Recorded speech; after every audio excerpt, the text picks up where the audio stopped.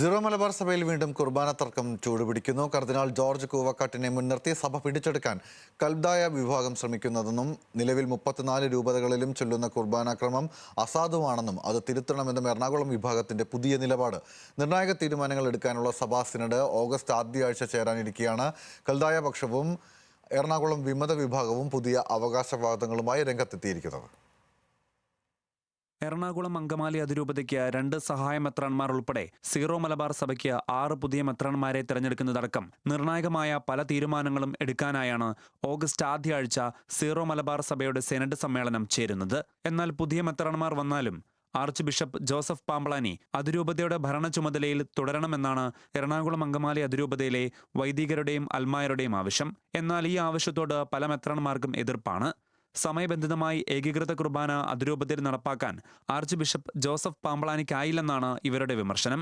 ഇതോടെയാണ് മാർപ്പാപ്പയെയും വത്തിക്കാനെയും തെറ്റിദ്ധരിപ്പിച്ച നിയമവിരുദ്ധമായ കുർബാനയാണ് എറണാകുളം അങ്കമാലി അതിരൂപതയിലൊഴികെ സഭയുടെ മറ്റ് 34 രൂപതകളിലും ചൊല്ലുന്നതെന്നും ഇത് അവസാനിപ്പിച്ച് എറണാകുളം അങ്കമാലി അതിരൂപതയുടെ കുർബാനക്രമത്തിലേക്ക് സീറോ മലബാർ സഭ മടങ്ങണമെന്ന് അതിരൂപത പാസ്റ്റർ കൗൺസിൽ അംഗം റിജു കാഞ്ഞൂക്കാരൻ ആവശ്യപ്പെട്ടു. മാർപ്പാപ്പ അംഗീകരിച്ച് തിരിച്ചു വരുന്ന ടെക്സ്റ്റ് യാതൊരു മാറ്റവുമില്ലാതെ നടപ്പാക്കാൻ ഉദ്ദേശിക്കുന്നുവെങ്കിൽ അത് ഉടനായിട്ട് നടപ്പാക്കണം. ഉടൻ തന്നെ എല്ലാ രൂപതകളിലേക്കും നിർദ്ദേശങ്ങൾ നൽകി നടപ്പാക്കണമെന്നായിരുന്നു.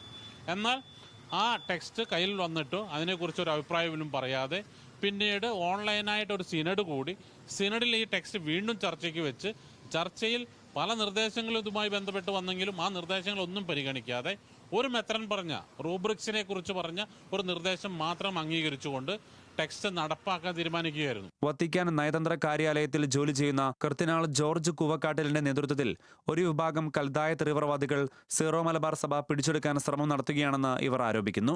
മേജർ ആർച്ച് ബിഷപ്പിന് ഗുരുതര അസുഖമുണ്ടെന്ന് വരുത്തി തീർക്കാനാണ് ഇവരുടെ ശ്രമം. എറണാകുളം അങ്കമാലി അതിരൂപതയോട് ചേർന്ന് നിന്നതുകൊണ്ട് ആർച്ച് ബിഷപ്പ് ജോസഫ് പാമ്പളാനിയെ ഒറ്റപ്പെടുത്തി ആക്രമിക്കാൻ ഇവർ ശ്രമിച്ചുവെന്നും അതിരൂപത ആരോപിക്കുന്നു. രൂപതയുടെ പൾസ് എന്താണെന്ന്, ഞങ്ങളുടെ വൈദികരുടെയും വിശ്വാസികളുടെയും പൾസ് എന്താണ് എന്ന് കൃത്യമായും മനസ്സിലാക്കാൻ മാർ ജോസഫ് പാമ്പളാനി ശ്രമിച്ചു എന്നതുകൊണ്ട് തന്നെ അദ്ദേഹത്തെയും അവർ പരസ്യമായി അവഹേളിച്ച് ആക്ഷേപിച്ച് സോഷ്യൽ മീഡിയ വഴി ഉപദ്രവിച്ചുകൊണ്ടിരിക്കുകയാണ്. എറണാകുളം അങ്കമാലി അതിരൂപതയുടെ മെത്രാപ്പോലിത്തയെയും 2 സഹായ മെത്രാൻമാരെയും ഈ സിനഡിൽ തെരഞ്ഞെടുക്കും. എന്നാൽ ഇവരുടെ പ്രഖ്യാപനം വത്തിക്കാന്റെയും പൗരസ്ത്യ കാര്യാലയത്തിന്റെയും അംഗീകാരം ലഭിക്കുന്ന മുറയ്ക്ക് മാത്രമായിരിക്കും. ന്യൂസ് മലയാളം, കൊച്ചി.